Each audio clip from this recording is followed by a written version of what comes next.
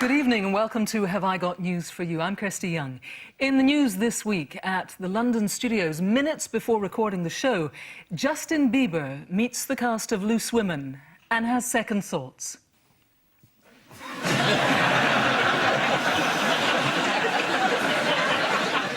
At the annual professional tennis players' dinner, one player finds out he's got to sit next to Andy Murray.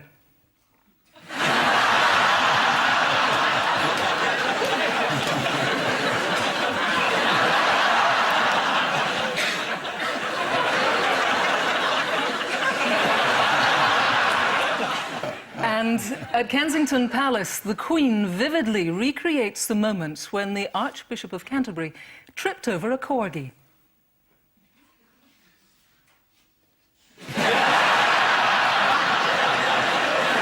On Ian's team is an ex-Conservative MP who claims his ancestor was the last man in Britain to be beheaded for treason and his father was the first man in England to play Monopoly. Please take a large pinch of salt and welcome Gyles Brandreth.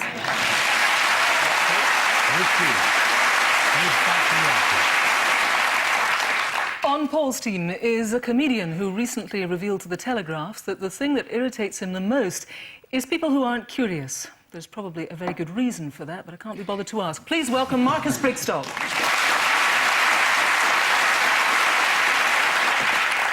And so we start with the bigger stories of the week. Ian and Gyles, take a look at this. Ah, autumn. oh, look. Right, it's the strike. Oh, look, education policy at its height. The apostrophe's wrong. Oh dear, we've gone back in time to the 30s. We're marching. Oh, two rather attractive young men going somewhat interesting. You're not trying to get another job in the Tory party? No, though it is actually almost compulsory nowadays to be gay if you are a Conservative. Ours is no longer the party with its back against the wall.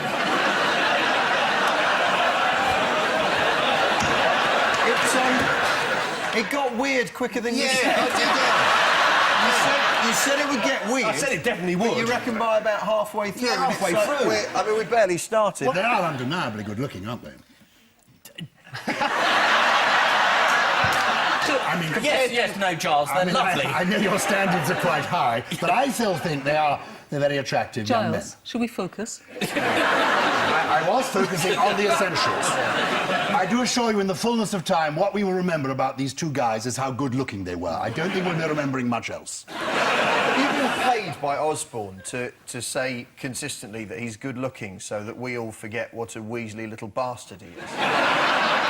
No, we obviously know what's going on. This is the terrible strike of the week. Yes. Well, depending on which paper you read, it was a terrible strike or it was a non-event. Yeah. In the Telegraph, it was a non-event. Non-event, according to The Guardian.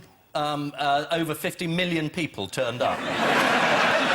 Now, obviously, the strike aroused a lot of strong passions, as you say, on either side of the argument. There was time, however, for some gentlemanly behaviour. Here is an ITN reporter. She's doing a piece to camera, quite obviously, having asked everyone behind her to agree to just keep the noise down. Tensions between the unions and government have already been heightened following yesterday's decision by the Chancellor to cap public sector pay rises at 1%. Oh, that was described in the Mail as a vicious and violent uprising that ended in the death of 8 police officers. And here's another picture that just proves the point. Look at these disgusting anarchists. That's a proper British strike, isn't it?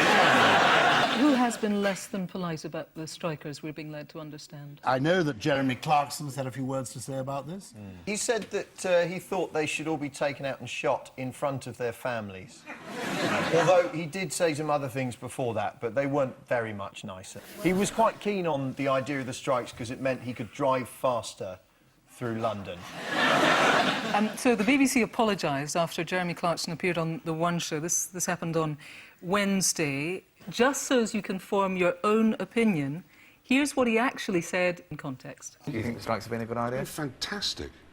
Absolutely. Never had London today has just been empty. Everybody stayed at home, you could whiz about, restaurants were empty. The traffic actually has been very good today. It's very light. No, absolutely. And we have to balance it, though, don't we? Because this is the BBC. And Exactly. Yes, exactly. frankly, I'd have them all shot. I would take them outside and execute them in front of their families. I mean, how dare they go on strike? It's interesting to see Jeremy Clarkson in context, because otherwise he could have ended up on the sort of one-show naughty step, you know, in the corner, or in that attic where they've still got Carol Thatcher locked up.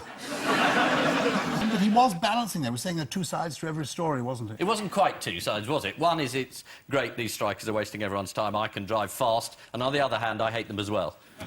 Gyles, as you said, we saw the beautiful George Osborne there in the film. He gave his autumn statement, of course, this week. The Mirror on Wednesday took their usual thoughtful, measured approach. Finally, we saw how George Osborne looked when he was held upside down by his feet at Oxford and forced to admit that he was a little shit. But that's true, though, isn't it? That sounds like a joke, but he did go through that, yes, didn't he? Yes, he did. Yes, psychologically damaged. Yes. It's weeks like this that make me glad that I'm no longer in politics, you know, because, I mean, I remember... Do you know, I think everyone feels the same way.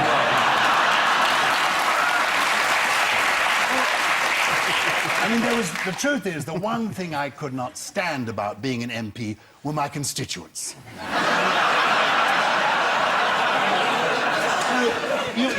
You may loathe members of Parliament, but it is as nothing as to how we feel about you. The other big headline to emerge this week was that despite everything, it's going to take longer to pay off some of the country's debt than the government thought. It's going to take 7 years rather than 5 years. Shall we hear what Paul Johnson from the Institute of Fiscal Studies has to say about this? What we at the IFS have been pointing out for a while is 5 years of spending cuts is more than we've ever managed before. 7 years is even more. Just to add to the gloom, one way and another, I don't know if you've been watching Jeremy Paxman this week, but this was him signing off from Newsnight on Tuesday. Well, that's all from Newsnight tonight, and we'll be back to depress you again tomorrow night. Until then, One of the measures that Osborne announced was an increase in the tax on banks. It's going to go up by how much, according to the Mail? 0.0 something, isn't it? 0.02% or something. You're very close. The Mail headline said tax on banks to rise 10%. Technically true, it went up from 0.078% to 0.088%. Yeah. There was a very depressed fellow from KPMG, a spokesman for the accountants, who said that banks will again question the attractiveness of operating in the UK. They'll all move to Greece, presumably. Or Italy, or Spain, or any of the other burgeoning banking economies. Why don't the public sector workers all threaten to leave? It seems to work very well for the bankers. Anything happens, they say, well, we'll go then. Just have all the nurses and teachers go, well, we'll go as well. Everyone go. It'd just be Jeremy Clarkson left going, this is brilliant.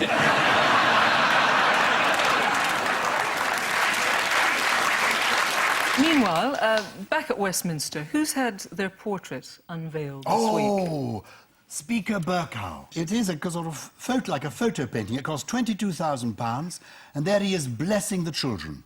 That bloke on the right, did he get bored of painting him? I just stick him. I can't do the other side of his face. I just can't be bothered. Gyles, you're quite right. We did pay £22,000 for the painting. Do you know how much we paid for the frame? 15 grand.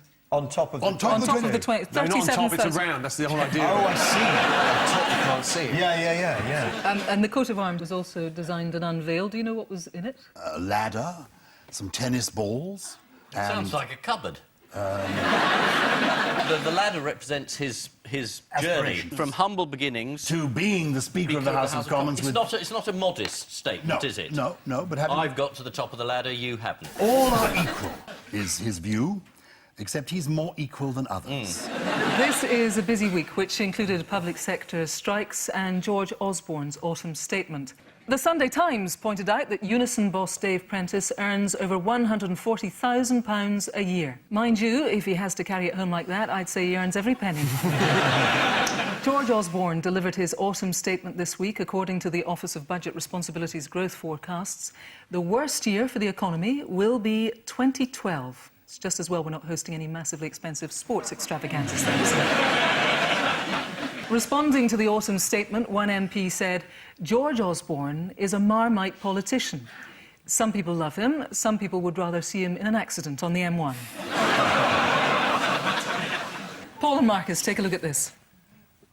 Yes, so this is the Leveson inquiry going on still, and he looks like Rupert Murdoch. He's not hosting his own inquiry. There's Charlotte Church. Yes, she's turned up this week talking about her dealings with the Murdoch press. That's one of the few reporters who's been interviewed, and that's Andy Coulson and Rebecca Brooks. If we lip-read them, we can find out what's going on. And that is... Alistair Campbell. Alistair Campbell in front of what we call the Dav Fishwick stand. So that's basically what it's about, isn't it? Charlotte Church, she was asked to sing at Rupert Murdoch's marriage, and do you want £100,000 or good coverage in the press? And she said, oh, I want £100,000 because she was 13, and her advisor said, oh, no, go for the good coverage in the press. So she went for the good coverage in the press. They printed a good couple of stories about her, and then approaching her 16th birthday, I think it was the Sun that ran a countdown deadline to her 16th birthday when it was legal to have sex with her. That's nice, isn't it? I wonder how much Blair got paid for being godfather at the christening. Is he Charlotte Church's godfather as well? He is. No, he's godfather of Murdoch's child, isn't he? Yeah, he appeared at a baptism service on the banks of the Jordan. They thought they'd asked Dale Winton, and then Tony Blair turned up, you know. What does Blair charge for that sort of thing? Baptism's £500. Oh, really? That's nice. Plus expenses. Is it extra if he brings Cherie? Always. She was meant to sing P.A. Jesu. I think she did sing it in the end, didn't she? Cherie Blair sang P.A. Jesu. Now, I would have paid £100,000 for that. The other guy, was it Paul McMullen, said the rather extraordinary thing that only paedophiles need privacy. Because if you're demanding privacy, you must be up to something really bad. There is a problem. Every time he opens his mouth, I think, that's it. It's over. The free press is finished. There's nothing he's embarrassed about. Do you know what he said phone hacking was? Honourable. He said phone hacking is a force for good. Well, I mean, there have been examples where phones have been hacked and stories in the public interest have come out. The freedom of the press is, of course, immensely important in a democracy, and it's very hard to imagine how we'd manage to vote and stuff if we didn't know how soon we could Charlotte Church. Let's see a few more of his gems. To the committee, he said, phone hacking brings to light stories which people want to keep hidden because no one needs privacy. In 21 years of invading people's privacy, I've never found anyone doing anything good. When it came to describing Andy Coulson and Rebecca Brooks, he described them as arch-criminal and criminal-in-chief and scum of the earth. And when he was asked why, he said, for trying to drop me and my colleagues in it. He did insist that both Rebecca Brooks and Andy Coulson not only knew about phone hacking, but that, indeed, they ordered it. Brooks and Coulson, of course, deny this, as we know. Of course, you're adding that for balance. So, the only lightning, of course, was, thank goodness, Alistair Campbell turned up. Because up to that point, it was looking pretty dire for the press. But then Campbell said, the press, would you believe it, people leak stories and the press run them. This is from New Labour's Spin Doctor. So it was good to see the pot calling the kettle unethical. He also suggested that the Daily Mirror's scoop on Cherie Blair's fourth baby was obtained through phone hacking. Well, he'd probably know. He used to work for the Mirror. He could bring up his old mates. But, you know, Piers Morgan was editor then, so that can't be right, can it? Oh, no. When's Piers Morgan being called to the Leveson? He's having to give a statement. Is he? I didn't know. I think Mr. Leveson is going over to appear on Piers' show. Oh, nice. This is week 2 of the Leveson inquiry. Charlotte Church said that she was surprised to be asked to sing P.A. Jesu at Rupert Murdoch's wedding as it was a funeral song, though presumably it had been requested by an optimistic Wendy Deng. J.K. Rowling told the inquiry she was horrified when a journalist tried to contact her by slipping a letter into her 5-year-old daughter's school bag. She knew it couldn't be from her daughter, as it was badly written and full of spelling mistakes. Given that we've been talking about miserable celebrities, let's see some celebrities having a jolly old time of it, shall we? Consider yourself well in. Consider yourself part of the furniture. There isn't a lot to spare. Who cares? Whatever we got, we share. For after some consideration, we can stay. Consider yourself.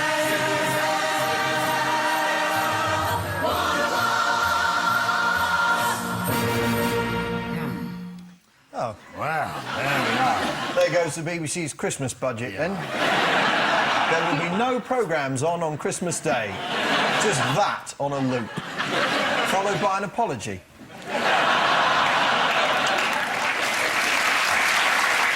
For some reason, Paul and I weren't asked to be on that. No, I couldn't make it. Just me, then. I'd have thought I was jolly enough. Yeah, exactly. I'd have joined in the fun. Yeah, top of the tree, you look lovely. Yeah. Giles, how much did you get for renting them your jumper? Well, exactly. For 20 years, I was vilified for wearing that kind of knitwear, and now, look, a job lot. Worn by national treasures. That's how they define the people who are in that, you know? Yeah. The national treasures are all there. Yep. And we are here. Why did we watch that? It was to cheer us all up. Oh, I see, yeah. However bad Christmas. And so, to round 2, the strengthometer of news. Hey. Oh, yes. Is that the mallet of wisdom? I bloody well hope so. Yeah, right. so do I. Go on, then. Here's the first one.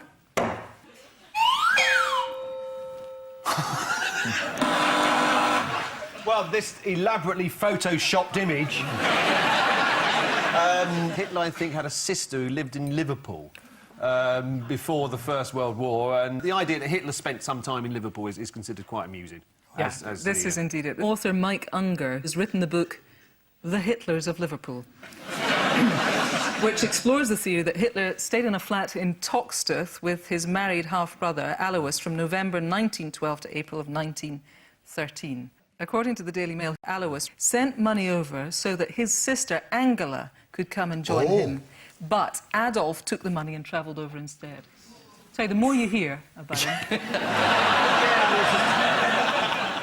Yeah, what kind of house guest do you think he Is he was made? vegetarian? Not voluntarily, though. He was a bit intolerant to meat. He was one of those, you know, you invite them round and they're like, oh, well, I can't eat this and I can't eat that. You know, fussy bugger. These potatoes are cold. Uncanny. He's turned into a Dalek. Yeah. I love the idea that he was intolerant to meat. It wasn't his only intolerance. According to The Sun, Hitler also visited London and loved Tower Bridge. Yes, particularly the way it just opened, like that. Hitler was apparently... Well, you've got a load of Hitler gags. Yeah, it's good, isn't it? Well, just get a joke book out. Hitler was apparently a regular in his local pub where he never caused any trouble. On one occasion, he did down a pint rather quickly, but he was only obeying last orders. I liked it. I thought that was okay. You are only following autocue. This is all right. I don't want to be And I will ask the questions, so Yes, be careful. yes. Right, fingers on buzzers. Teams, here's... Sorry, I just acted quickly. I heard the words of command. Hey, that Hitler, he's a funny bloke, isn't he? Have you seen him, that Hitler? Lives next door. Nasty pretty word, that Hitler. He'll start a world war if you watch my word, you know. I can't put this fag out. Sorry.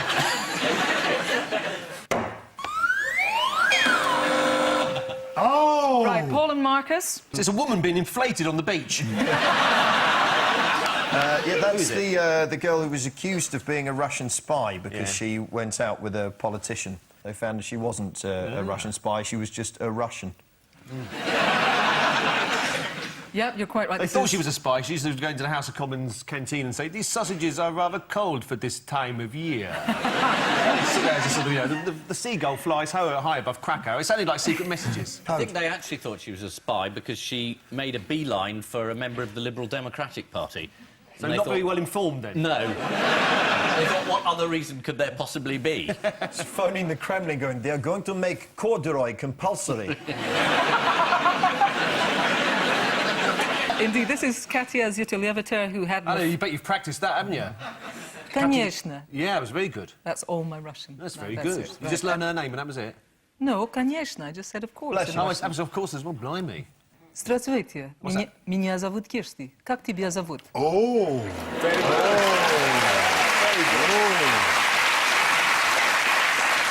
Hold on a minute, I just want to ring MI5. Yeah, exactly. You've fallen for the oldest trick in the book. We invited you onto this show. This show's not going out this week. These are cardboard figures.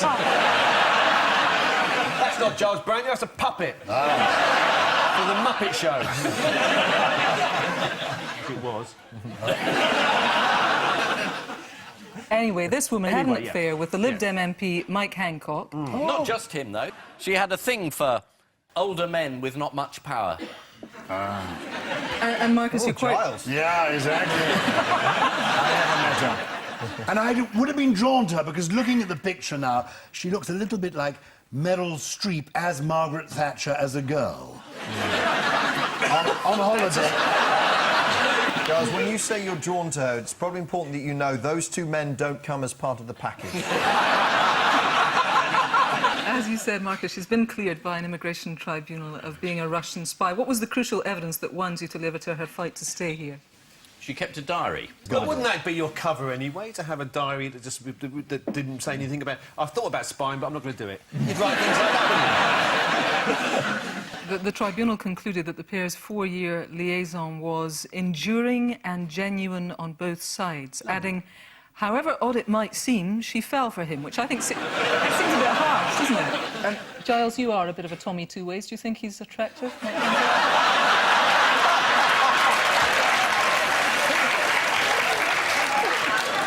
You've boasted about it many times. You have. I'm sorry, I told Kirsty in confidence.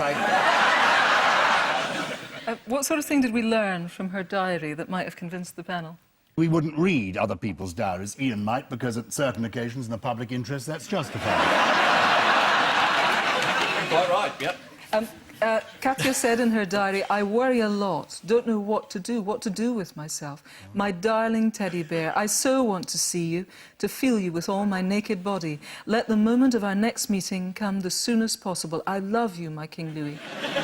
Another Russian in the news this week is Vladimir Putin. He wants to be president again. Yeah, you're quite right. He's managed to secure the official nomination. Oh, that must have been tough. He's not as popular as he was, though. Do you know what evidence we have for this? Is he down to 99% approval? He was booed and jeered and whistled at during an appearance at a martial arts fight at Moscow Olympic Stadium. Let's have a look.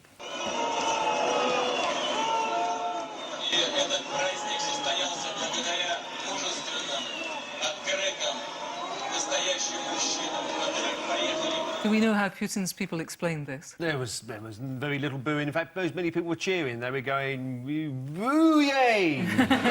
They said that the whistling and booing was due to the fact that the crowd needed to go to the toilet.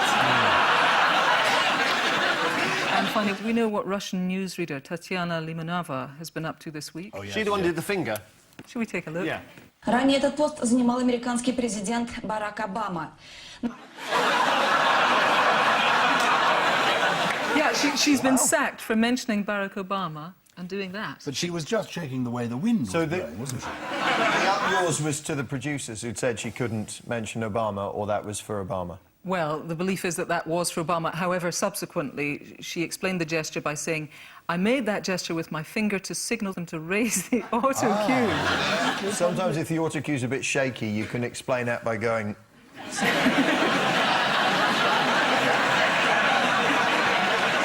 Or if you need to see it twice, all those. Did that ever happen to you when you were on the news? What, did I ever do that? Well, you... Yeah, why you ever misinterpreted? Germaine Greer once said she couldn't understand a word I was saying, which was rich. Yes, but there we are. So, how satisfying. It's 14 years since she said that, and now I got her back. Yeah.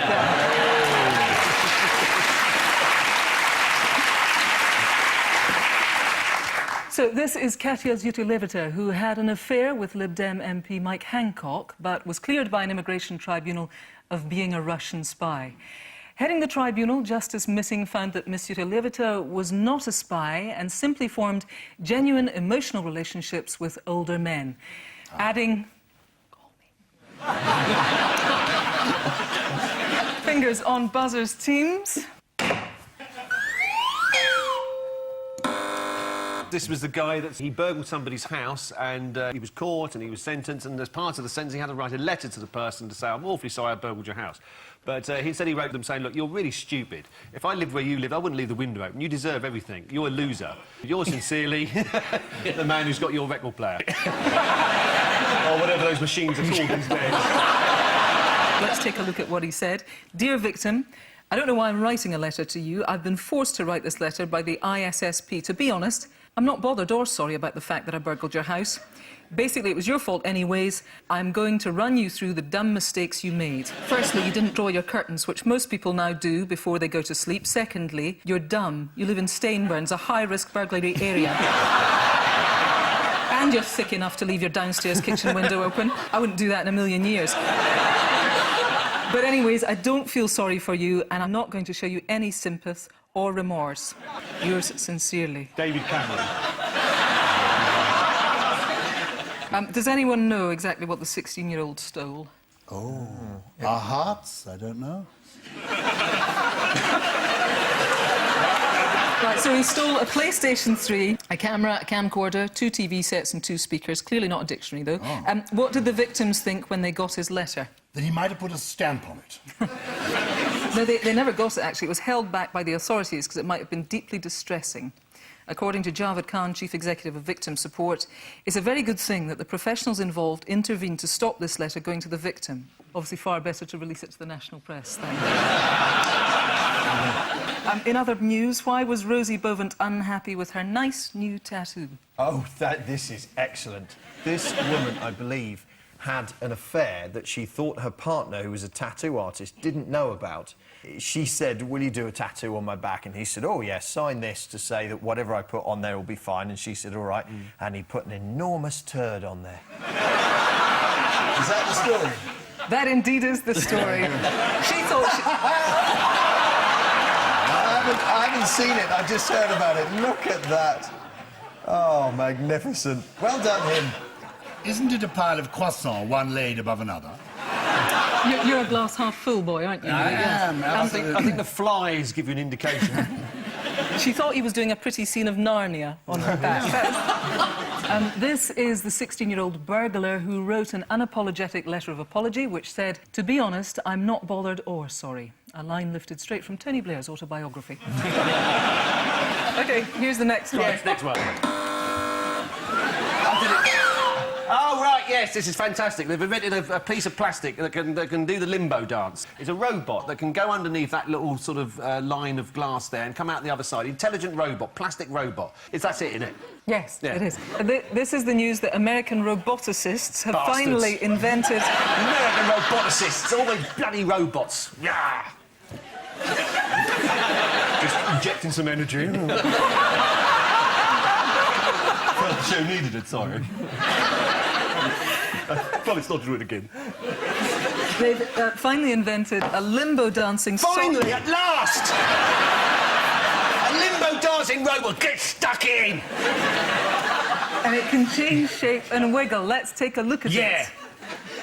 Oh. Ooh. Oh. God, that could be my honeymoon. I'm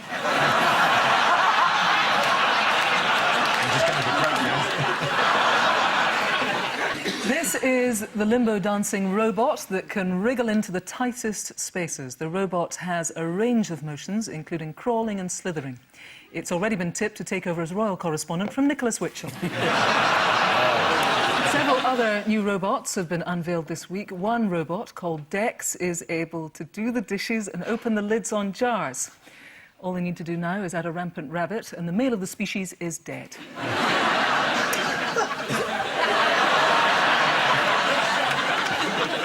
Is that a heraldic term, a rampant rabbit? Best you don't go any further with that one.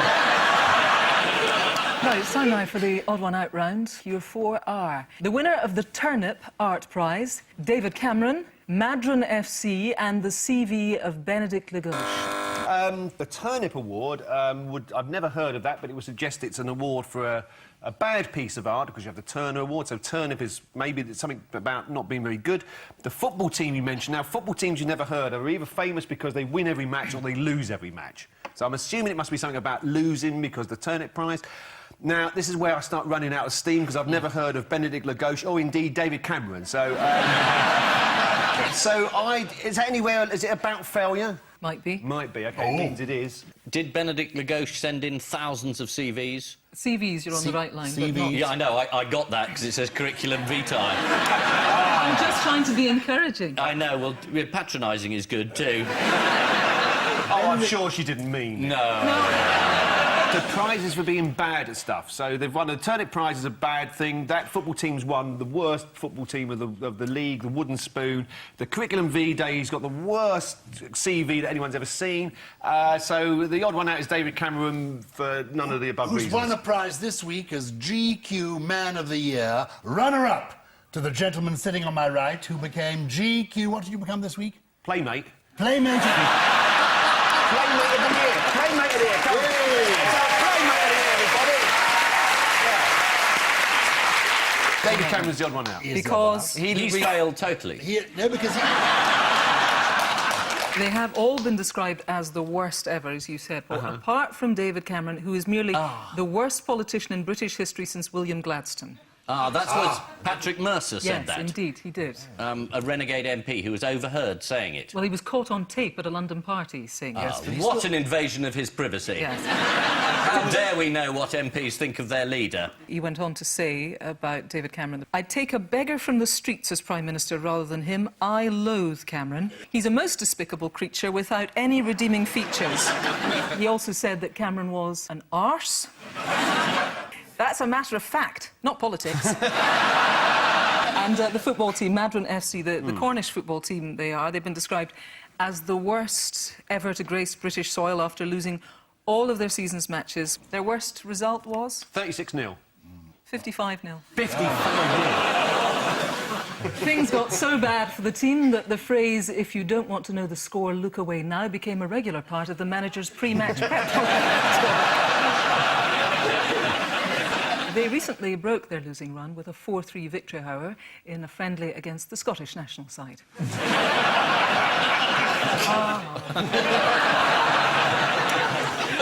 The Turnip Prize looks to find the worst possible art. Last year's winner was a plate holding a large chilli and 3 small ones. It represented a very disappointing episode of MasterChef. We can take a look at it. Chilean miners, it represented. Shall we take a look at one from this year? Yeah. Right, what do you think this one's called? Stuffed to the gills. No. Fish bank. Yeah, oh, that's Fish good. bank. Fish bank. I didn't say it was great. I said it might be the title. It is a fish full of dollars. A fish full of dollars. One of the so-called artworks is a bottle of mead containing small dolls entitled Children in Mead.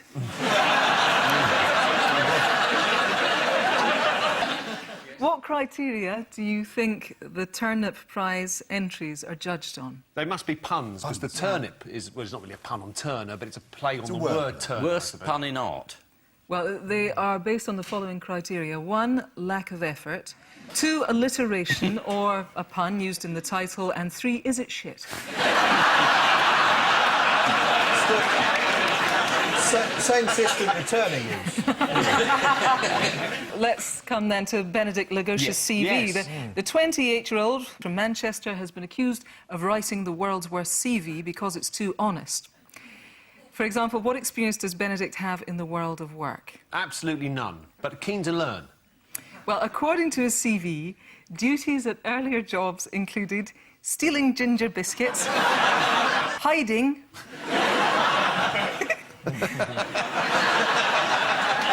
pretending to be on the phone. It can't be easy growing up in Manchester if you're called Benedict Lagosche. You try growing up in Liverpool if you're Adolf Hitler. Benedict's CV isn't all bad. He does highlight, as you would expect, his good points. He says he can stand the company of people I hold in contempt. Lift more than it looks like I can lift. That's great. And according to his covering letter, as of the 11th of January 2011, I'm free from all veneering.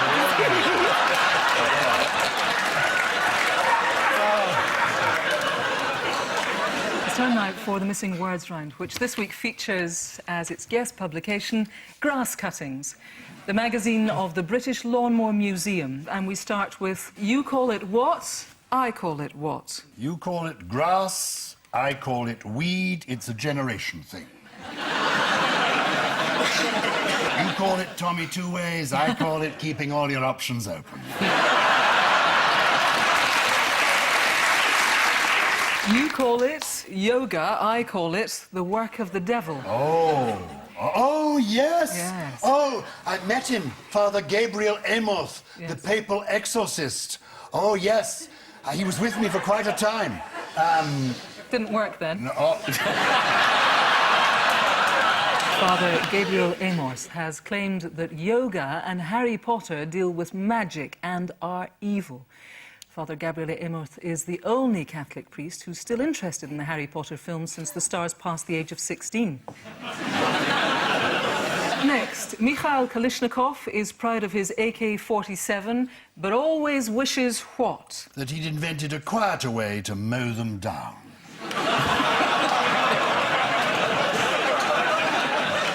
Mikhail Kalishnikov is proud of his AK-47, but always wishes he'd invented something useful like the lawnmower. Right, next. Keep what, Cleggy? You'll soon what? Keep smiling, you'll soon be out. Keep drinking, Cleggy, you'll soon hit oblivion. Give us a clue. Stop rowing, keep rowing, Oh, Cleggy, keep you'll soon... rowing! Keep rowing! Oh, that was beautifully done, actually. You'll soon lose the weight. Is he on a... He's on a... It is keep rowing, Cleggy, you'll soon burn off that paunch. This is Nick Clegg, who's bought a rowing machine to help work off some weight. That's funny, I don't remember him pledging never to buy a rowing machine. Next, what to relieve urinal boredom? Is there a screen inside the urinal that has a variety of daytime programmes on it? You're in the right direction. Empty your bladder while looking at Eamon Holmes. Kidney stones. Instead of just going there, it's like, It's not boring. You're never alone with a pellet. It is toilet technology to relieve urinal boredom. This is about a bar in South London that has installed video games above the urinal to keep men entertained. Unlike most video games, you don't get a chance to upgrade your weapon.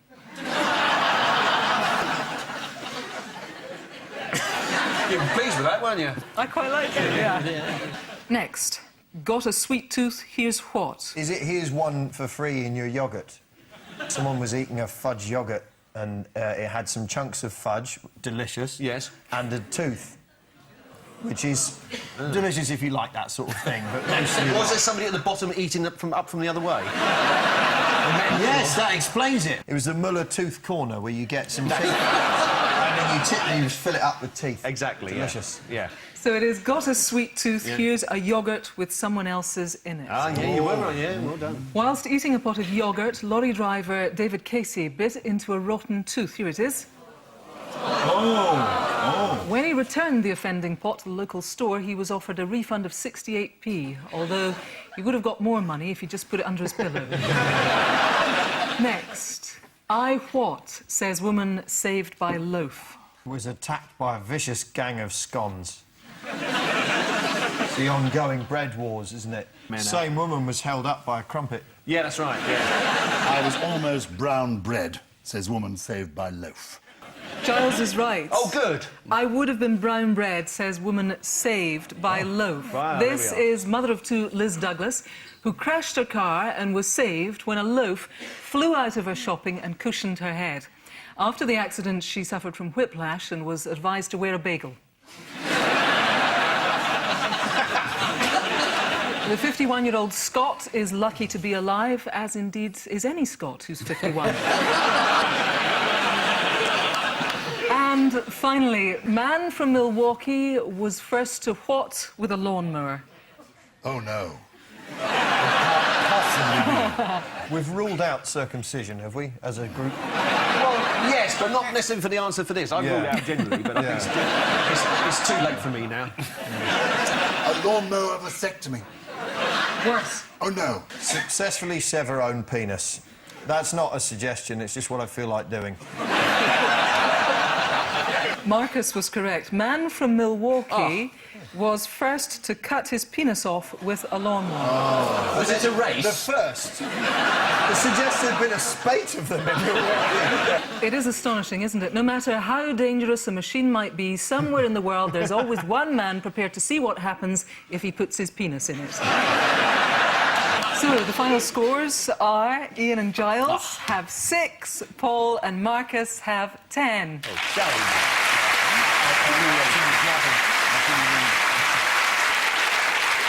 And I leave you with news that as the Olympic bus timetabling subcommittee meeting enters its 4th hour, one man's thoughts turn to the beach volleyball.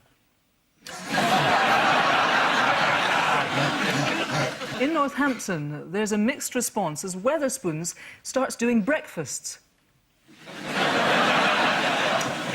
And at 4 a.m. at the Autumn Watch wrap party, there's evidence that some of the guests may have overdone things.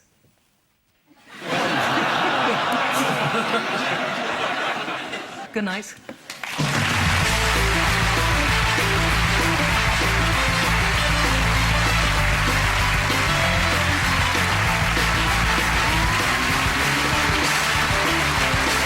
Craig Revel-Horwood and Kate Silverton are among the celebs telling porkies next tonight, Would I Lie to You, here on BBC One. While on BBC Three now, comedy continues with Family Guy.